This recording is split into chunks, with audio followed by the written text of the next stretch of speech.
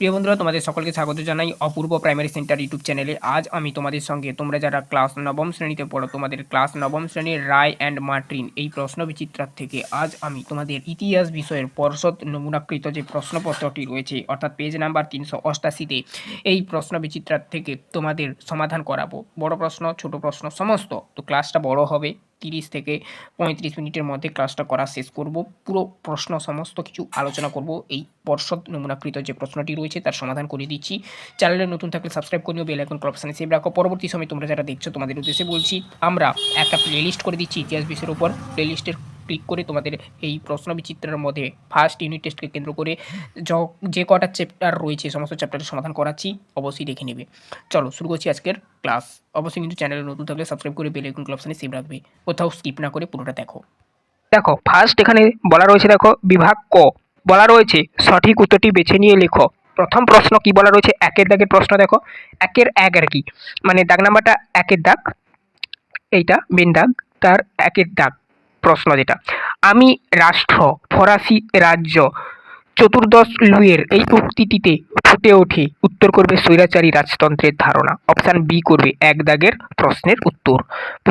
পরের প্রশ্ন দেখো, বোঝা গেল ফ্রান্সকে ভ্রান্ত অর্থনীতির জাদুঘর বলে মন্তব্য করেছিলেন। এটা কিন্তু ভেরি ভেরি ইম্পর্টেন্ট প্রশ্ন, তোমরা ভিভিআই করে রাখবে।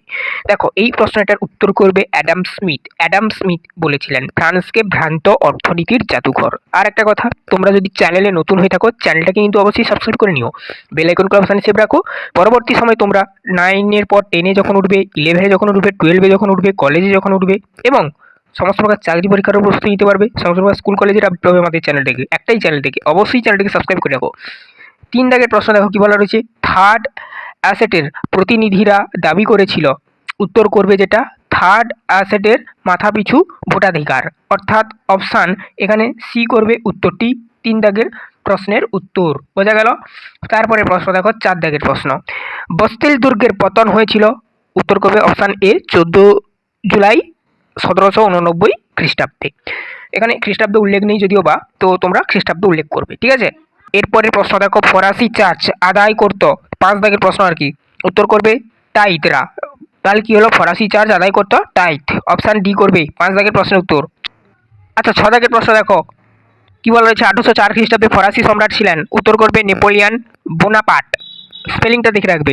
অপশান সি করবে উত্তরটি 6 দাগের। 7 দাগের প্রশ্ন দেখো, ব্যাংক অফ ফ্রান্স প্রতিষ্ঠা করেছিল। অপশান এ করবে নেপোলিয়ান বোনাপার্ট। 7 দাগের পর 8 দাগের প্রশ্ন দেখো, টিলাস্টিটের সন্ধি স্বাক্ষরিত হয়েছিল ফ্রান্স ও রাশিয়ার মধ্যে। অপশান বি করবে। 9 দাগের প্রশ্ন দেখো, নেপোলিয়ানের মহাদেশীয় অবরোধের মূল লক্ষ্য ছিল। উত্তর করবে ইংল্যান্ড। ইংল্যান্ড দখলের জন্য আর কি মহাদেশীয় অবরোধ করেছিল। কনফার্ডেশন অব দ্য রাইন গড়ে উঠেছিল 1806 খ্রিস্টাব্দে। এবারে আমরা বিভাগ খ করব। আচ্ছা 10 দাগের প্রশ্নের উত্তরটা কিন্তু অপশান এ করবে, 1806 খ্রিস্টাব্দ করবে, ঠিক আছে। এবারে দেখো বিভাগ খতে যাচ্ছি, বাম স্তম্ভের সঙ্গে ডান স্তম্ভ মেলাও। দেখো কি বলা রয়েছে, দ্য পার্সিয়াল লেটার্স একের দাগে। এটা করবে সি, অর্থাৎ ফন্টেস্কু। আমি এটা টেনে দেখিয়ে দিচ্ছি, কিংবা এখানে দাগ নাম্বারগুলো যেগুলো দেখতে পাচ্ছ এগুলোই করবে তোমরা, ঠিক আছে। তাহলে একের সি করবে মন্টেস্কু। মানুষ ও নাগরিকের অধিকার ঘোষণা, এটা করবে ফরাসি সংবিধান সভা, অর্থাৎ তোমরা এ করবে। তারপরে দেখো নেক্সট ফন্টেনব্লু সন্ধি, এখানে সঠিক উত্তর যেটা করবে অপশান বি, অর্থাৎ নেপোলিয়ান, ঠিক আছে, অর্থাৎ নেপোলিয়ন বোনাপার্ট, এটা করবে অপশান বি করবে। এরপর আমরা বিভাগ গতে যাব। বিভাগ গতে কি বলা হয়েছে দেখো, নিম্নলিখিত প্রশ্নের 2-3টি বাক্যে উত্তর দাও। অর্থাৎ এখানে দেখো যে সমস্ত প্রশ্নগুলো দেখছো একটি করে প্রশ্ন, তার তলায় উত্তরটা সাজানো রয়েছে। যেমন তোমরা তোমাদের সহায়িকা বইতে দেখতে পাও একটি করে প্রশ্ন, তার নিচে উত্তরটা দেওয়া রয়েছে। এগুলো আমরা আলোচনা করবো এবারে। দেখো 3-এর 1-এর প্রশ্ন কি বলা রয়েছে, দৈব রাজতন্ত্র বলতে কি বুঝো। এই প্রশ্নের উত্তরটা কি লিখবে দেখো, এখানে দেখো দৈব রাজতন্ত্র সাজিয়ে দিয়েছি। দেখো ওই জন্য বলছি পুরো ক্লাসটা মনোযোগ সহকারে দেখো, ইন্টারেস্টিং হতে চলেছে। চ্যানেলে নতুন থাকলে সাবস্ক্রাইব করে নিও, বেল আইকন অপশানে সেভ রাখবে। দেখো দৈব রাজতন্ত্র, যে রাজতন্ত্রে রাজারা নিজেদের ঈশ্বরের প্রতিনিধি বলে মনে করতেন, কমা দিয়ে লিখবে ঈশ্বর প্রদত্ত ক্ষমতার বিশ্বাস করতেন এবং নিজেদের ইচ্ছা অনুসারে সীমাহীন স্বৈরতন্ত্রের মাধ্যমে দেশ শাসন করতেন, কমা দিয়ে লিখবে। তাকে আবার কোটেশন শুরু করে লিখবে, দৈব রাজতন্ত্র লিখে কোটেশন শেষ করে লিখবে বলা হয়। তাহলে আরেকবার বলে দিচ্ছি, যে রাজতন্ত্রে রাজারা নিজেদের ঈশ্বরের প্রতিনিধি বলে মনে করতেন, ঈশ্বর প্রদত্ত ক্ষমতায় বিশ্বাস করতেন এবং নিজের ইচ্ছা অনুসারে সীমাহীন স্বৈরতন্ত্রের মাধ্যমে দেশ শাসন করতেন। তাকে দৈব রাজতন্ত্র বলে। ঠিক আছে, তারপর দেখো এখানে আরও একটু তোমাদের অ্যাড করতে হবে। এই নিচের দিকে দেখো কি বলা রয়েছে, ফরাসি রাজতন্ত্র ফ্রান্সের, ঠিক আছে, পূর্ব রাজতন্ত্রকে দৈব রাজতন্ত্র বলা হয়। ঠিক আছে, তারপরে দেখো নেক্সট দুদাগের প্রশ্ন দেখবো কি বলা রয়েছে। দেখো এখানে জেকোবিন শাসন কি? জেকোবিন শাসন, এইটার উত্তরটা কি লিখবে দেখো, জেকোবিন শাসন কি? দেখো এখান থেকে তোমাদের উত্তরটা লেখা আরম্ভ করতে হবে। এই যে এখান থেকে, জেকোবিনরা 1793 খ্রিস্টাব্দের জুন মাস থেকে 1794 খ্রিস্টাব্দের জুলাই মাস পর্যন্ত সময়কে বৈদেশিক আক্রমণ প্রতিরোধ এবং অভ্যন্তরীণ বিশৃঙ্খলা দমন করার জন্য ফ্রান্সে এক কঠোর শাসন প্রবর্তন করেছিলেন। এই শাসনে বহু মানুষকে প্রাণ দিতে হয়েছিল।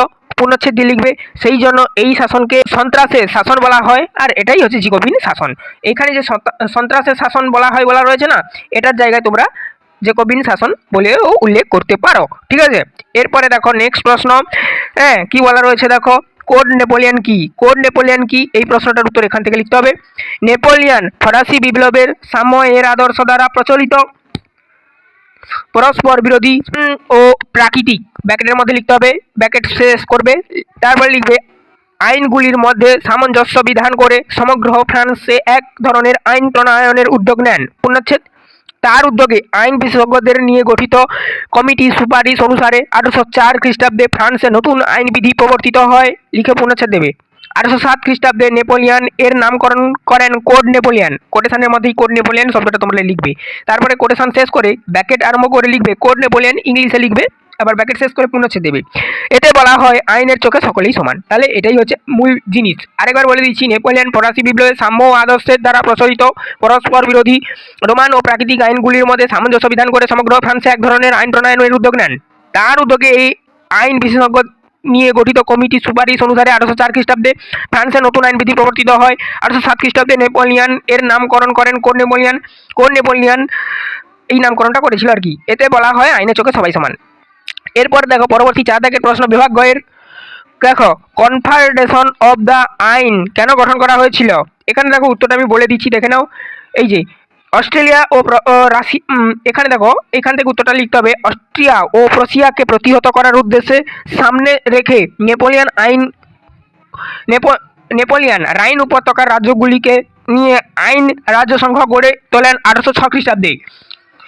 প্রথমে বলভিয়া, পরে উইটেনবার্গ ও ব্যাডেন সহ দক্ষিণ পশ্চিম জার্মানি আরও 13টি যুক্তরাজ্য নিয়ে মোট 16টি যুক্তরাজ্য এই রাজ্য সংঘে গঠিত হয়। পরে পক্সনি ও টাইরাল যোগ দেওয়ায় কনফেডারেশন অব দ্য রাইন এর সদস্য রাষ্ট্রের সংখ্যা বেড়ে দাঁড়ায় 18। এটা লিখবে। তারপরে দেখো 5 দাগের প্রশ্ন, বিভাগ গয়ের তথা শেষ প্রশ্ন, নেপোলিয়ান বিরোধী মিত্রপক্ষে কোন কোন শক্তি যোগ দিয়েছিল? এখানে এই প্রশ্নের উত্তরটা আমি এভাবেই লিখে দিয়েছি, নেপোলিয়ান বিরোধী মিত্রপক্ষে যুক্তরাজ্য, রাশিয়া, অস্ট্রেলিয়া, পার্সিয়া যোগদান করেছিল। বইতেও লেখাটা লাল কালিতে লিখে দিয়েছি, তাছাড়া আমি ভালো করে লিখে দিয়েছি। এবারে আমরা বিভাগ গ অর্থাৎ 4 দাগে যে সমস্ত প্রশ্নগুলো দেওয়া রয়েছে 3টি প্রশ্ন আলোচনা করব। 1 দাগের প্রশ্ন দেখো, বিপ্লব পূর্ববর্তী ফরাসি অর্থনীতি কিভাবে ফরাসি বিপ্লবে ভূমিকা নিয়েছিল? এই প্রশ্নটার উত্তরটা এখান থেকে তোমাদের লিখতে হবে। অর্থনৈতিক কারণ, এই পয়েন্টটা তোমরা করবে, লিখবে অর্থনৈতিক দুরবস্থা ফরাসি বিপ্লবের পথকে প্রশস্ত করেছিল। তার সাব পয়েন্টগুলো দেবে। 1 নাম্বার, বৈষম্যমূলক কর ব্যবস্থা, লিখবে যে ফ্রান্স শ্রেণীভুক্ত ধর্মযাজক ও দ্বিতীয় শ্রেণীভুক্ত অভিজাতরা বেশিরভাগ ভূসম্পত্তি যোগ করলেও তাদের কর দিতে হতো না। পূর্ণচ্ছেদ দিয়ে লিখবে অপরপক্ষে সরকারকে মোট রাজস্বের 96% দিতে হতো তৃতীয় সম্প্রদায়কে। পূর্ণচ্ছেদ দিয়ে লিখবে বিভিন্ন ধরনের কর আদান প্রদানের পর তাদের হাতে আর মাত্র 20% বা 20%, ঠিক আছে, থাকতো। মানে 100%, ধরো 100 টাকা, তার মধ্যে 20 টাকা থাকতো। ঠিক আছে, এই অত্যাধিক করের বোঝা তৃতীয় সম্প্রদায় বিরোধী করে তুলেছিল। পূর্ণচ্ছেদ।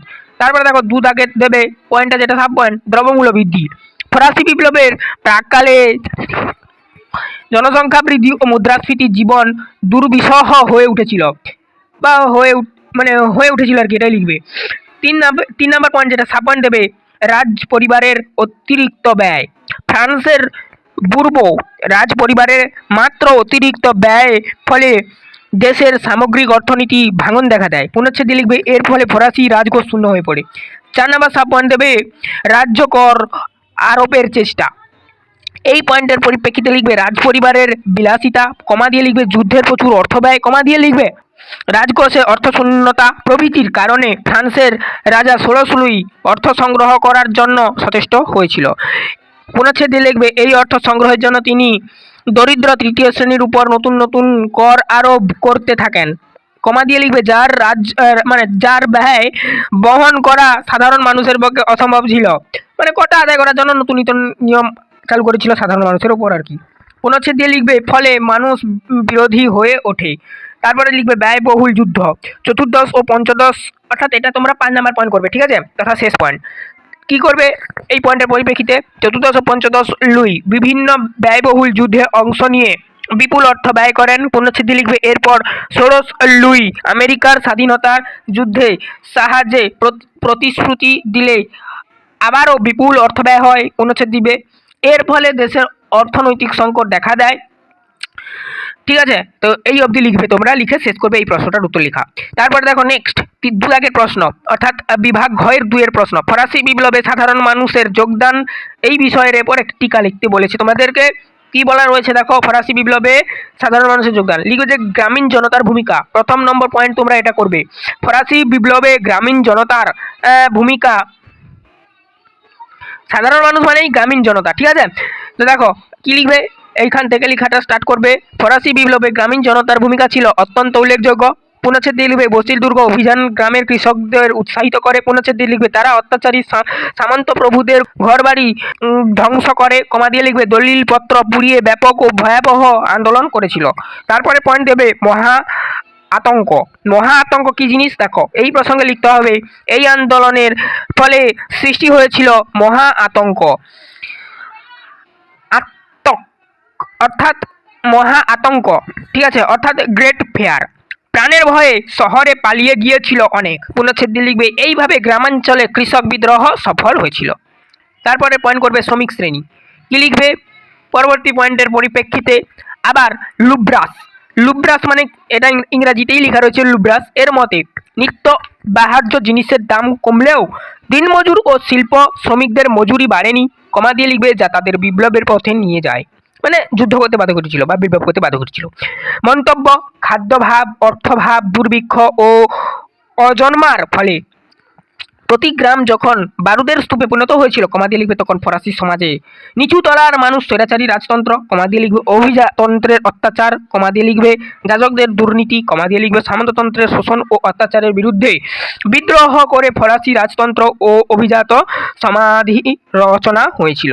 পরবর্তী প্রশ্ন বিভাগ ঘয়ের 3 নম্বর প্রশ্ন, মহাদেশীয় অবরোধ কিভাবে নেপোলিয়নের পতনের কারণ হয়েছিল। এইটা লিখতে হবে এখান থেকে। মহাদেশীয় অবরোধ ব্যবস্থা নেপোলিয়নের পক্ষে শুভ হয়নি। পুনচ্ছেদ দিয়ে লিখবে মহাদেশীয় অবরোধ ব্যবস্থাকে বল প্রয়োগের দ্বারা কার্যকর করতে গিয়েছিল নেপোলিয়ন বিভিন্ন সংকটে জড়িয়ে পড়েন। কমা দিয়ে লিখবে যা তার পতনকে অবশ্যম্ভাবী করে তোলে। নেপোলিয়নের পতনের দায়িত্ব এইভাবে একটি পয়েন্ট করবে। তারপরে লিখতে হবে সাব পয়েন্টে 1 নম্বর পয়েন্ট দেবে ফ্রান্সের আর্থিক সংকট। মহাদেশীয় অবরোধ ব্যবস্থায় অর্থনৈতিক ফলাফল ফ্রান্সের পক্ষে অনুকূল ছিল না, বরং পরোক্ষ তা ফ্রান্সের অর্থনীতিতে যথেষ্ট ক্ষতি করে। কারণ দ্রব্যমূল্যের বৃদ্ধি ফ্রান্সের সর্বস্তরের, এখানে দেখো এইখান থেকে তোমরা তারপরে লেখাটা স্টার্ট করবে আর কি। এই যে সর্বস্তরের, এখান থেকে সর্বস্তরের মানুষকে ভীতিশ্রাদ্ধ করে তুলেছিল। শ্রমিক ছাঁটাই, বেকার সমস্যা প্রভৃতির ভয়াবহ আকার ধারণ করে, প্রভৃতি জিনিসগুলো আর কি ভয়াবহ আকার ধারণ করে। ফলে ফ্রান্সের মানুষ নেপোলিয়নের উপর আস্থা হারিয়ে ফেলে। তারপরে পয়েন্ট করবে 2 দাগের পয়েন্ট করবে উপকূল দখল। নেপোলিয়ন জোর করে মহাদেশীয় অবরোধ প্রথা কার্যকর করতে গিয়ে ইউরোপের উপকূল অঞ্চলে প্রায় 2000 মাইল অঞ্চল দখল করে নেন। এছাড়া বহু নিরপেক্ষ ও শান্তিপূর্ণ দেশ তিনি দখল করে নিলে বিভিন্ন দেশে তার বিরুদ্ধে বিদ্রোহ শুরু হয়। তারপর দেখো নেক্সট এই পয়েন্টটা করবে। এই পয়েন্টটা আমি নিচে দিয়ে দিয়েছি, ভালো করে দেখো গোটাটা। এই যে পয়েন্টটা এটা নিচে দিয়ে দিয়েছি গোটাটা দেখো। এখান থেকে লিখতে হবে আর কি রোম ও হল্যান্ডের অসন্তোষ। রোম ও হল্যান্ডের মহাদেশীয় ব্যবস্থা মানতে অস্বীকার করায় নেপোলিয়ন সেখানে হস্তক্ষেপ করেন। পুনচ্ছেদে লিখবে তিনি রোম শাসক পোপকে সিংহাসনচ্যুত করে জেলবন্দি করার ফলে ক্যাথলিক সম্প্রদায় প্রচণ্ড ক্ষুব্ধ হয়। পূর্ণচ্ছেদ দিয়ে লিখবে এর ছাড়া হল্যান্ডের শাসককে সিংহাসনচ্যুত করে তিনি হল্যান্ড দখল করেন। পূর্ণচ্ছেদ দিয়ে দিবে এই পয়েন্টে, কমপ্লিট হবে। তারপরে দেখো 4 নম্বর পয়েন্ট করবে যেটা উপদ্বীপীয় রক্তক্ষয়ী যুদ্ধ। কি লিখবে? পর্তুগাল মহাদেশীয় ব্যবস্থা মানতে অস্বীকার করায় নেপোলিয়ন স্পেনের অনুমতি না নিয়েই স্পেনের উপর দিয়ে পর্তুগাল সেনা পাঠিয়ে সেখানে মহাদেশীয় ব্যবস্থা কার্যকর করে। পর্তুগাল থেকে ফেরার পথে তিনি স্পেন দখল করে সেখানকার সিংহাসনে নিজের ভাই জোসেফকে বসান। পূর্ণচ্ছেদ দিয়ে লিখবে এর ফলে স্পেন ও পর্তুগাল নেপোলিয়নের বিরুদ্ধে যে যুদ্ধ শুরু করে কমা দিয়ে লিখবে তা উপদ্বীপীয় যুদ্ধ 808 খ্রিস্টাব্দ থেকে 813 খ্রিস্টাব্দ নামে পরিচিত। এই যুদ্ধ ইংল্যান্ড ও স্পেনের পক্ষে যোগ দিলে ফ্রান্সের পরাজয় ঘটে। পূর্ণচ্ছেদ দিয়ে লিখবে এই পরাজয় নেপোলিয়নকে আরো বড় বিপদের সম্মুখীন করে। ইংল্যান্ডের রপ্তানি বৃদ্ধি। কি লিখবে? মহাদেশীয় ব্যবসায় ইংল্যান্ড ক্ষতিগ্রস্ত না হয়ে লাভবান হয়েছিল। পূর্ণচ্ছেদ দিয়ে লিখবে ইংল্যান্ড রপ্তানি বাণিজ্য বৃদ্ধি পেয়েছিল। পূর্ণচ্ছেদ দিয়ে লিখবে মহাদেশীয় অবরোধের কারণে বহির্জগতে অনেক নতুন রাজা ইংল্যান্ডের নিয়ন্ত্রণে এসেছিল আর কি। পূর্ণচ্ছেদ দিয়ে লিখবে তাই প্রাথমিক এখান থেকে লেখো, এখান থেকে দেওয়া রয়েছে, এই যে এখান থেকে লেখাটা মানে এটা আমি বললাম তাই প্রাথমিক আর কি। তারপরে লিখবে ধাক্কা সামাল দিয়ে ইংল্যান্ডের অর্থনৈতিক দিক দিয়ে সমহিমায় ফিরে আসে। ঠিক আছে, এই যে এইটা আর তোমাদেরকে লিখতে হবে না, ওটা আমি এই যে এখান থেকে বলে দিয়েছি। ঠিক আছে, তারপর দেখো নেক্সট রাশিয়া আক্রমণ। কি করবে? রাশিয়া রাজা মহাদেশীয় ব্যবস্থা মানতে অস্বীকার করায় নেপোলিয়ন 812 খ্রিস্টাব্দে রাশিয়া আক্রমণ করেন। পূর্ণচ্ছেদ পরিণামে রাশিয়ার গ্র্যান্ড আর্মি ধ্বংস হয়ে যায়। পূর্ণচ্ছেদ ইংল্যান্ডের অর্থনৈতিক শক্তিকে ধ্বংস করতে গিয়ে নেপোলিয়ন বলপূর্বক মহাদেশীয় প্রথাকে কার্যকারী করা যে উদ্যোগ গ্রহণ করেছিল কমা দিয়ে লিখবে তার ফলে সমগ্র ইউরোপ নেপোলিয়ন বিরোধী শক্তি গড়ে উঠেছিল। পূর্ণচ্ছেদ তাই বলা যায় যে কমা দিয়ে লিখবে নেপোলিয়নের পতনের অন্যতম কারণ ছিল, ঠিক আছে, মহাদেশীয় অবরোধ ব্যবস্থা। ঠিক আছে, ঐতিহাসিক লজ বলেছেন এখানে দেখো যে একজন রাষ্ট্রনীতিবিদ হিসেবে নেপোলিয়ন অযোগ্যতার সর্বাধিক বড় প্রমাণ হলো, মানে নেপোলিয়নের অযোগ্যতার সর্বাধিক বড় প্রমাণ আর কি না মহাদেশীয় অবরোধ ব্যবস্থা। The constitutional system was the most stopped out proof of Napoleon's incapability as a statesman. Okay, তারপর দেখো বিভাগ ও দেখবো এবারে আমরা 5-এর দাগে। এই বিভাগ ওতে দুটো প্রশ্ন রয়েছে, দুটো প্রশ্ন দেখলেই আমাদের এই চ্যাপ্টারটি কমপ্লিট হবে। 1-এর দাগে প্রশ্ন দেখো ফরাসি বিপ্লবে দার্শনিকদের অবদান ছিল বিশেষ গুরুত্বপূর্ণ, মন্তব্যটি যুক্তি সহ আলোচনা করো। তোমাদের রায়-মার্টিন সরকার 28 নাম্বার মানে পেজের 3 দাগের প্রশ্নটি পেয়ে যাবে। এখানে দেখো এখান থেকে বলা রয়েছে, এখান থেকে আমি পড়ে শোনাচ্ছি, তোমরা শুনতে থাকো। ভূমিকা, প্রথম পয়েন্ট করবে ভূমিকা। এই ভূমিকার পয়েন্টের পরিপ্রেক্ষিতে তোমাদের লিখতে হবে 1789 খ্রিস্টাব্দে ফরাসি বিপ্লবের ক্ষেত্রে বুদ্ধিজীবী বা দার্শনিকদের ভূমিকা ছিল বিশেষ গুরুত্বপূর্ণ। পূর্ণচ্ছেদ অষ্টাদশ শতাব্দীতে ফ্রান্স ছিল জ্ঞানদীপ্তির যুগ। পূর্ণচ্ছেদ অষ্টাদশ শতকের দ্বিতীয় আর্ধে ফ্রান্সের পূর্ব রাজাদের স্বৈরাচারী শাসনের ফলে সমাজতান্ত্রিক, অর্থনৈতিক ও রাজনৈতিক ক্ষেত্রে যে অসন্তোষ তৈরি হয়েছিল তাকে কাজে লাগিয়ে ফরাসি দার্শনিকরা জনসাধারণের মানে মনোজগতের পরিবর্তন বা বিপ্লব ঘটাতে সক্ষম হয়েছিল। পূর্ণচ্ছেদ তারপরে লিখবে ভলতেয়ার, মন্তেস্কু, রুসো, মানে দিদেরাও প্রমুখ দার্শনিকরা তাদের রচনার দ্বারা ফরাসি জনগণকে নিজের অধিকার সম্বন্ধে সচেতন করে তোলেন। তারপরে লিখবে যেটা এর ফলে যে বৈপ্লবিক ভাবতরণের সৃষ্টি হয় তা 1789 খ্রিস্টাব্দে ফরাসি বিপ্লবকে সম্ভব করে তুলেছিল। তারপরে পয়েন্ট লিখবে দার্শনিকদের ভূমিকা। এখান থেকে তোমাদের লেখাটা স্টার্ট হবে। দার্শনিকদের ভূমিকা এইভাবে একটি পয়েন্ট করবে, তারপর 1 নাম্বার পয়েন্ট দেবে, মানে সাব পয়েন্ট আর কি। ধরো দার্শনিকদের ভূমিকা, এইটা তোমরা এ করলে, তারপরে 1 নাম্বার পয়েন্ট দিবে, তারপরে লিখবে মন্তেস্কুর পয়েন্টে কি আলোচনা করবে দেখো। অষ্টাদশ শতাব্দীর ফরাসি দার্শনিকদের মধ্যে অগ্রণী ভূমিকা গ্রহণ করে মন্তেস্কু। পূর্ণচ্ছেদ পেশোয়া আইনজীবী মন্তেস্কু ছিলেন নিয়মতান্ত্রিক রাজতন্ত্রের সমর্থক এবং ক্ষমতা স্বতন্ত্রীকরণ নীতির প্রবক্তা। তিনি তার বিখ্যাত গ্রন্থ দ্য স্পিরিট অফ লজ, ঠিক আছে, এটি কার লেখা? মন্তেস্কুর লেখা, মনে রাখবে। ঠিক আছে, এর রাজার দ্বৈষত্বার নীতির সমালোচনা করেন। ব্যক্তি স্বাধীনতা রক্ষার জন্য আইন কমা দিয়ে লিখবে শাসন ও বিচার বিভাগের পৃথকীকরণের কথা বলেন। পূর্ণচ্ছেদ মন্তেস্কু আর একটি বিখ্যাত গ্রন্থ দ্য পার্সিয়ান লেটার্স ইংলিশে এইগুলো লেখা রয়েছে, পূর্ণচ্ছেদ দেওয়া রয়েছে। তারপরে দেখো এই গ্রন্থে তিনি বিপ্লব পূর্ব ফরাসি সমাজ ব্যবস্থার তীব্র আলোচনা করেন। ঠিক আছে, এরপরে 2 নম্বর পয়েন্ট দেবে ভলতেয়ার। ভলতেয়ার সম্পর্কে কি লিখবে? অষ্টাদশ শতাব্দীতে ফ্রান্স তথা ইউরোপের প্রখ্যাত দার্শনিক ভলতেয়ার একধারে ছিলেন যুক্তিবাদী কবি ও নাট্যকার। তারপরে পূর্ণচ্ছেদে লিখবে তার আক্রমণের অন্যতম লক্ষ্য ছিল চার্চ রাষ্ট্র।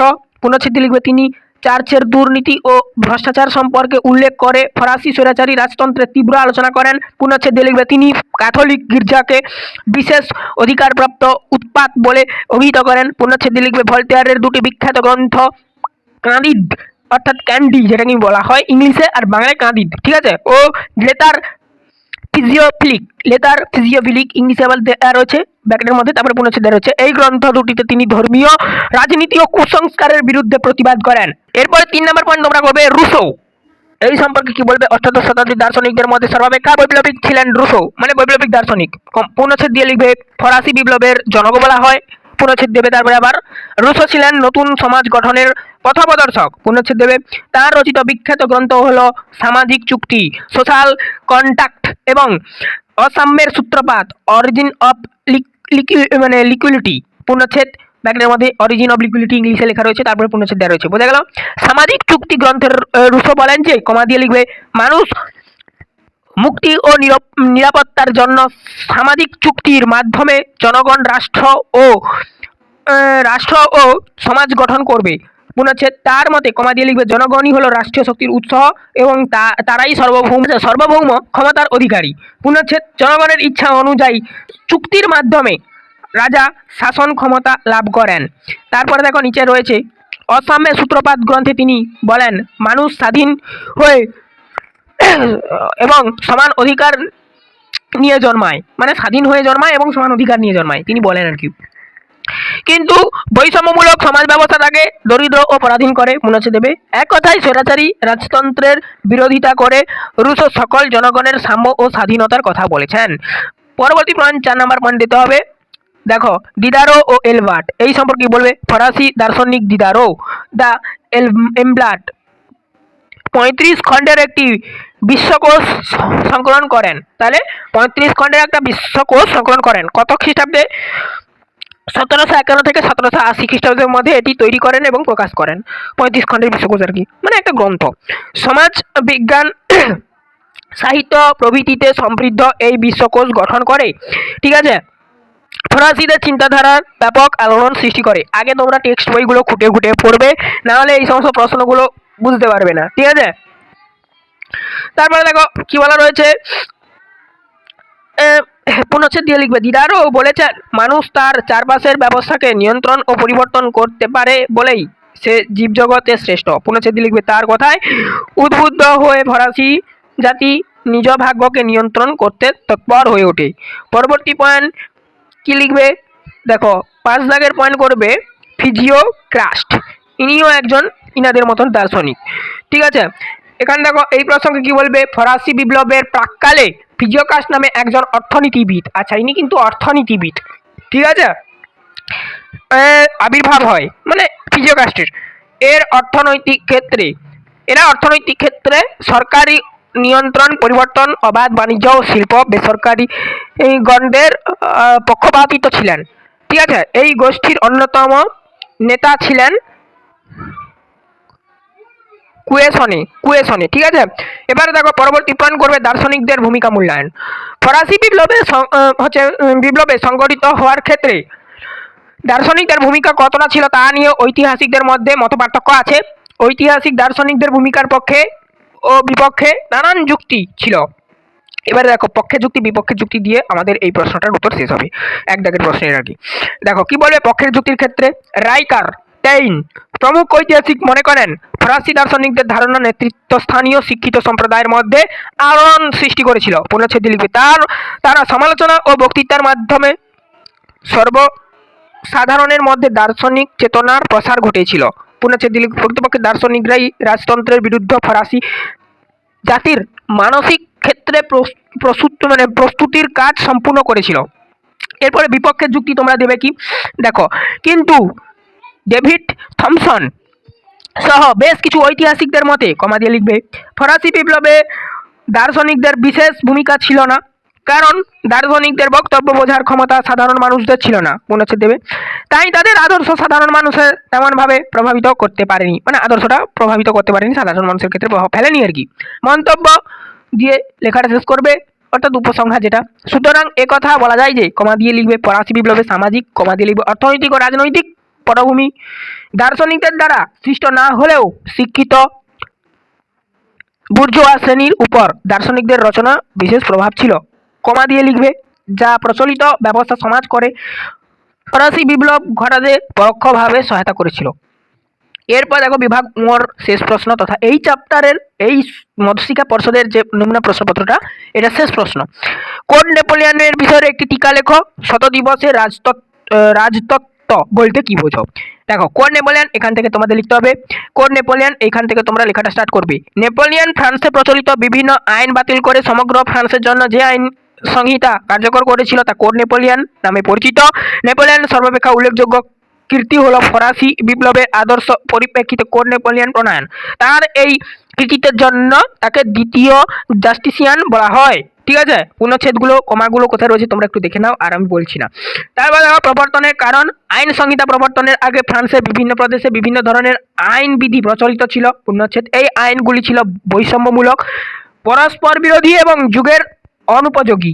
এই পরিস্থিতিতে নেপোলিয়ন সমগ্র ফ্রান্সে এই ধরনের আইন চালু করার জন্য কোড নেপোলিয়ন বা আইন সংহিতা প্রবর্তন করেন। এরপর দেখো পরবর্তী পয়েন্ট করবে আইন সংহিতা রচনা।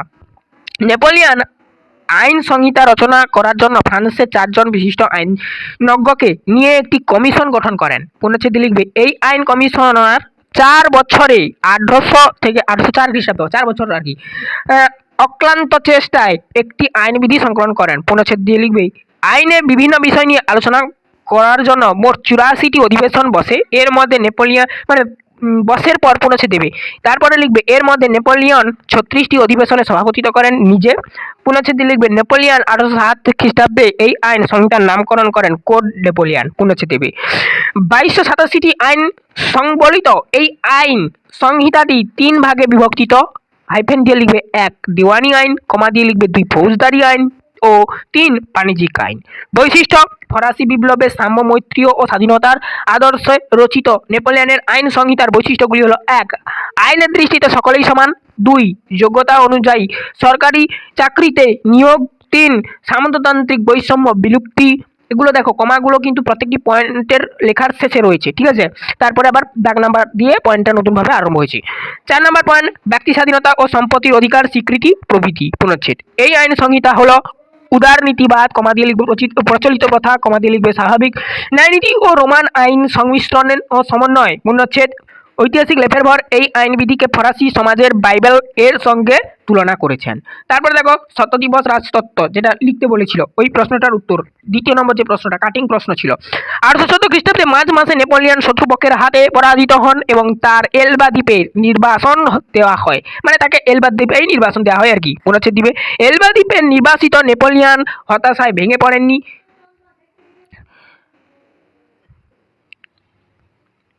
আচ্ছা, এলবা দ্বীপে নির্বাসিত নেপোলিয়ন হতাশায় ভেঙে পড়েনি, পূর্ণচ্ছেদ দিয়ে লিখবে, বরং তিনি সেখান থেকে ফ্রান্সের ক্ষমতা পুনরুদ্ধারের স্বপ্ন দেখতেন, সেখানে থেকেই, পূর্ণচ্ছেদ দেবে। স্বপ্নকে সত্যি করে একদিন 1815 খ্রিস্টাব্দের 1 মার্চ মানে 10,050 আচ্ছা 1 মার্চ 1050 অর্থাৎ 1050 জন সৈন্য নিয়ে তিনি ফ্রান্সের মাটিতে পৌঁছান, পূর্ণচ্ছেদ দিয়ে লিখবে। তিনি নিজেকে সম্রাট বলে ঘোষণা করেন এবং 1815 খ্রিস্টাব্দের 20 মার্চ থেকে 29 জুন পর্যন্ত ফ্রান্সের মোট 100 দিন রাজত্ব করেন। 100 দিন কিন্তু রাজত্ব করেছিল। এই ঘটনা শতদিবসের রাজত্ব বলে পরিচিত বা রাজত্ব নামে পরিচিত। এই ছিল টোটাল তোমাদের এই চ্যাপ্টারের সমস্ত প্রশ্নের উত্তর আমরা আলোচনা করে দিলাম পাই টু পাই লাইন ধরে ধরে। অবশ্যই তোমরা খাতায় লিখে নিও, চ্যানেলে নতুন থাকলে অবশ্যই সাবস্ক্রাইব করো, এতক্ষণ যারা না সাবস্ক্রাইব করেছো। পরবর্তী সময় এইরকমই তোমরা ক্লাসগুলো পাবে, সমস্ত বিষয়ের ক্লাস করানো হচ্ছে।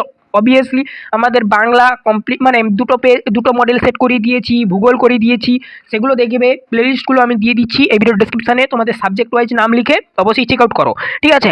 আর সমস্ত প্রকার ক্লাস পাবে প্রশ্নবিচিত্রার। আর এতক্ষণ সাবস্ক্রাইব করলে অবশ্যই সাবস্ক্রাইব করে বেল আইকন অপশানে সেভ রাখো, ঠিক আছে। অনেকটাই তোমাদের জন্য পরিশ্রম করতে হয়, মানে তোমরা সাবস্ক্রাইব করো, অবশ্যই সাবস্ক্রাইব করো।